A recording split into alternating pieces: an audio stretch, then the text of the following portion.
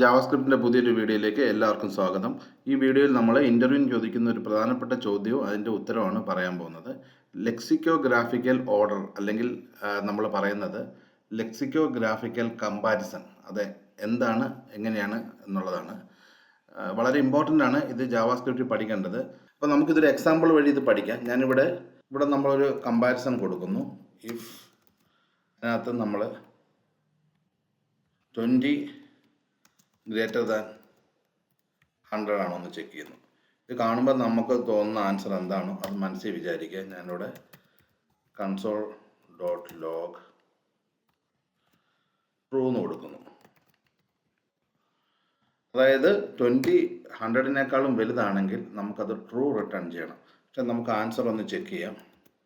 ഇവിടെ അത് ട്രൂ എന്ന് കിട്ടി. ഇവിടെ 20 ഒരിക്കലും 100-നേക്കാളും ഗ്രേറ്റർ അല്ല. രണ്ട് സ്ട്രിങ് വാല്യൂവിനെ നമ്മൾ ഇങ്ങനെ കമ്പയർ ചെയ്യുമ്പോൾ ഇവിടെയുള്ള കമ്പാരിസൺ എപ്പോഴും ലെക്സിക്കോഗ്രാഫിക്കൽ ഓർഡറിലായിരിക്കും അതിൻ്റെ കമ്പാരിസൺ നടക്കുക.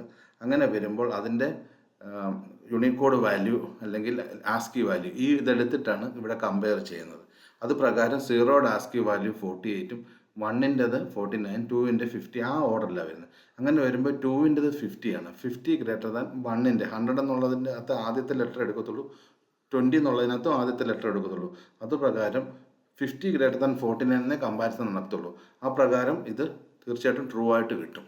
അപ്പോൾ ഇതൊരു ശരിയായിട്ടാണോ എന്ന് ചോദിച്ചാൽ അല്ല, പക്ഷേ ഇങ്ങനെയാണ് ലെക്സിക്കോഗ്രാഫിക്കൽ കമ്പാരിസൺ നടക്കുന്നത്.